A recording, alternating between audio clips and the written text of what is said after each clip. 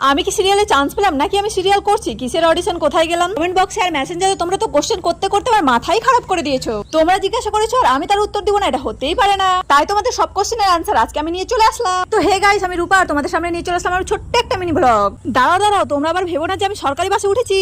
BJP সরকার যেটা প্রায় 2-3 মাস হয়ে গেল, কিন্তু আজ পর্যন্ত আমি কিন্তু সরকারি বাসে দেখাই পাইনি। এদিকে কিন্তু আমি নাচতে নাচতে গিয়ে বিজেপি সরকারকে ভোটটা দিয়ে এসেছিলাম। এদিকে কিন্তু আমি লক্ষ্মীর ভান্ডার বা সরকারের কোনো সুবিধাই আজ পর্যন্ত পাইনি। তার জন্য আমার 6 দিন থেকে ঘুমিয়ে উড়ে গেছে। তো যাই হোক, সবসময় কাজ লেগে ফলের আশা করতে নেই, মাঝে মাঝে পাল্টানো দরকার। আমার মুখে এই পাল্টানো দরকার শুনে তোমরা কিন্তু আবার মাঝে মাঝে নিজেদের বড় পার্টি ফেলো না কিন্তু। তো যাই হোক, তোমাদের সাথে একটু মজা করে নিচ্ছিলাম।